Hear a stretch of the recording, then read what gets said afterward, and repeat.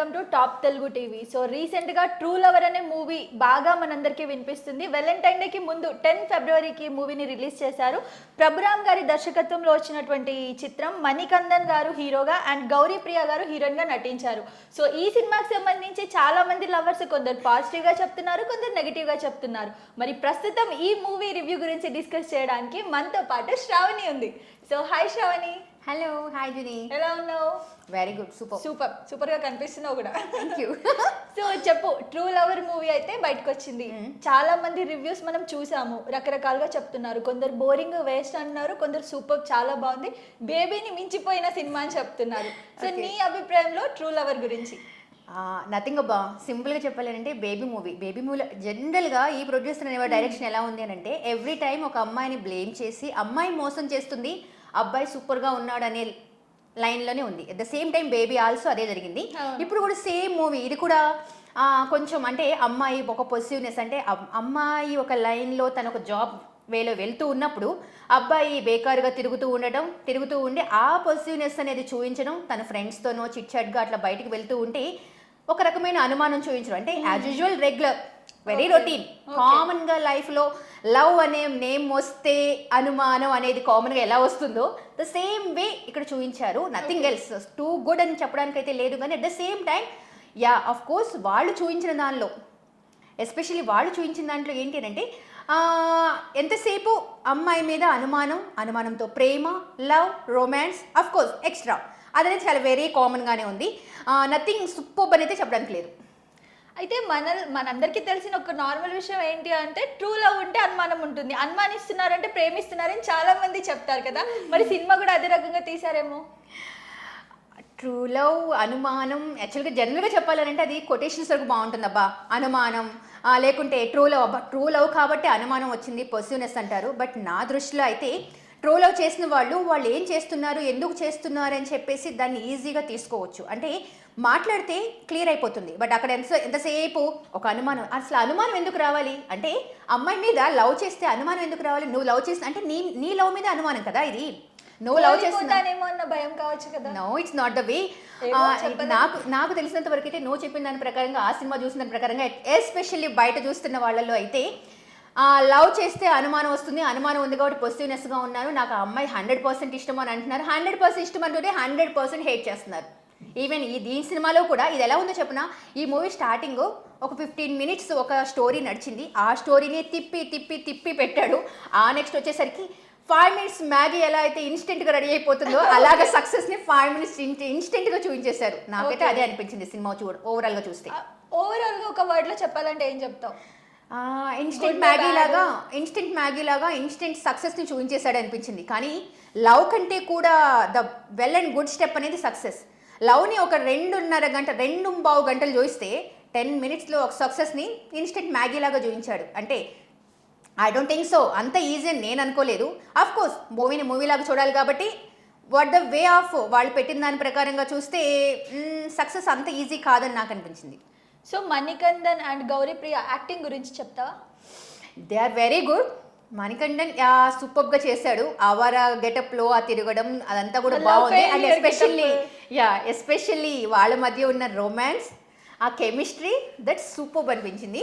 Okay. And at the same time what ever అంటే ఆ love ఎఫెక్షన్ని చూపించడము, ఆ కేర్నెస్ చూపించడం, at the same time positiveness, అరే ఏంటో అస్సలు అలా మాట్లాడుతుంది, ఆ కైండ్ ఆఫ్ అంటే వాళ్ళ acting wise it's too good, it's nice. And ఇది ఇప్పుడు వెలంటైన్ డేకి ముందు కరెక్ట్ 10 ఫిబ్రవరి 14 ఫిబ్రవరికి లవర్స్ అందరు సినిమాలకు వెళ్తారని తెలుసు. సో ఇది ఒక కాంట్రవర్సీ లాగా అనుకోవచ్చా మనం? ఎలా అంటే ప్లానింగ్ అది కదా. జనరల్గా మనం మాట్లాడుతున్నాం యాజ్ ఏ మీడియాలో చెప్పాలి అని అంటే వ్యాలంటైన్ ముందో వెనుకో వస్తేనే ఆ మూవీ అనేది దాని గురించి హల్చల్ అవుతుంది. ఎస్పెషల్లీ లవర్స్ అందరూ పర్టికులర్గా దానికోసమే వెళ్తారు, ఏదైనా బాగున్నా బాగలేకపోయినా.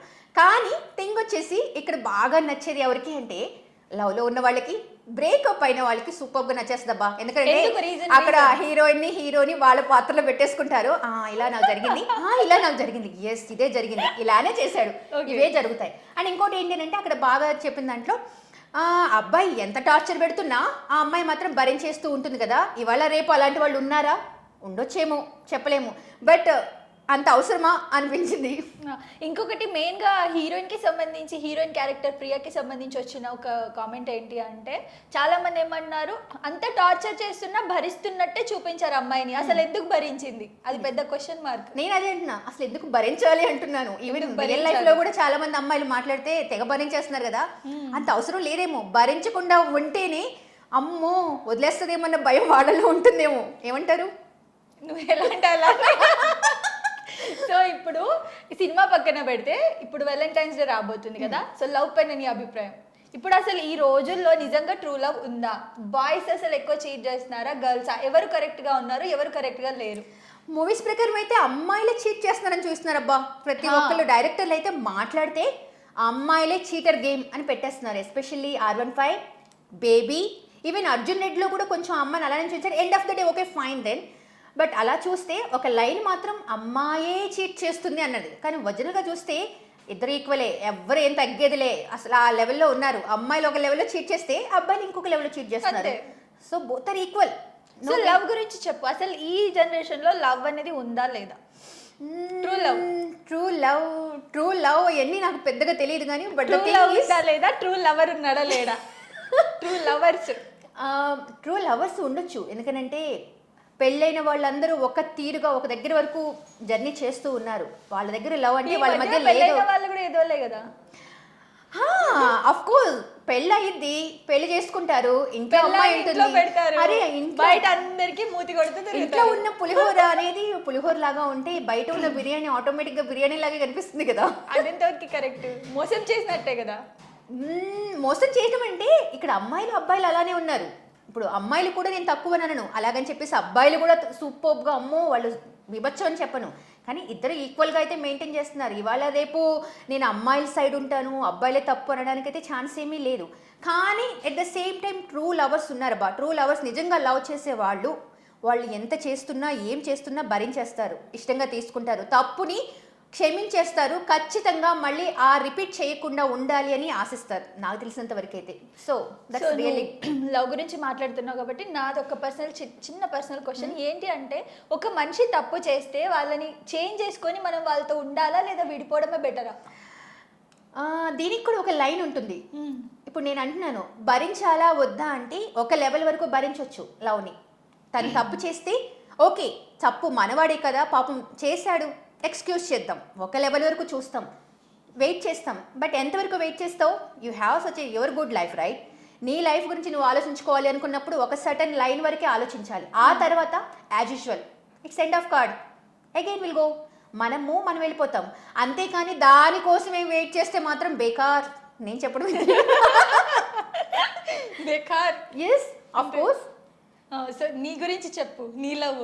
హే నా లవ్ దట్స్ రియల్లీ గుడ్ అబ్బా. యాక్చువల్గా నా లవ్ పెద్ద స్టోరీ ఏం కాదు.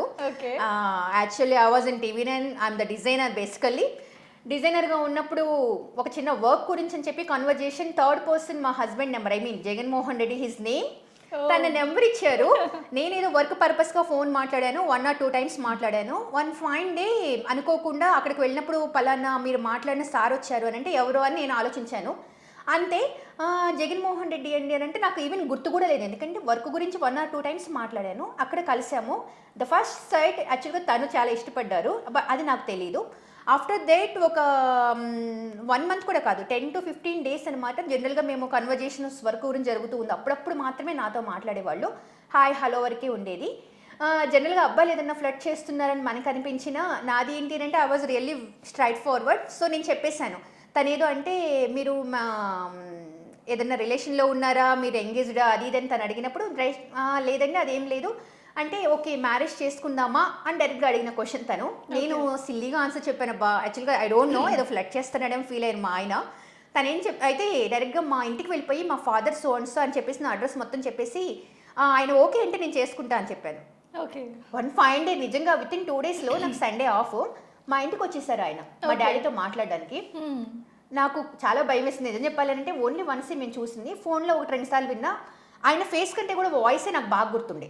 సో డైరెక్ట్గా వచ్చి చూసినప్పుడు ఫేస్ గుర్తు రాలేదు కానీ వాయిస్ గుర్తుపట్టాను. అమ్మ అనుకున్నాను, అయిపోయింది నా జాతకం అనుకున్నాను. అక్కడే మా ఫాదర్ ఇంట్లోనే ఉన్నారు. డైరెక్ట్గా వచ్చారు, లోపలికి వచ్చేసారు.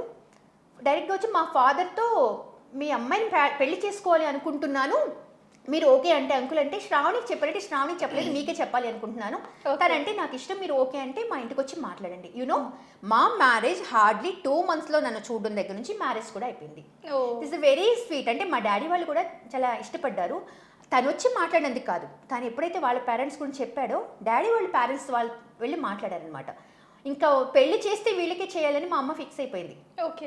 So it's the genuinity. ఏదైనా సరే ఉన్నది ఉన్నట్టుగా లవ్ చేస్తున్నానని చెప్పి ఓపెన్గా చెప్పి ఇష్టం, మీరు ఓకే అంటే ఓకే, లేదంటే లేదు, that's really good. So I love my husband, is really very nice person. Wow, super. బాగుంది నీ లవ్ స్టోరీ. దేవుడు అందరికి అలాంటి లవ్ స్టోరీ అలా కోరుకుంటున్నా.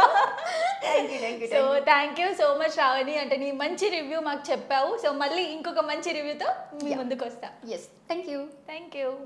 సబ్స్క్రైబ్ చేయండి. subscribe to Please do subscribe to Please like, share and subscribe to top Telugu TV. Top Telugu TV. Top Telugu TV. Top Telugu TV.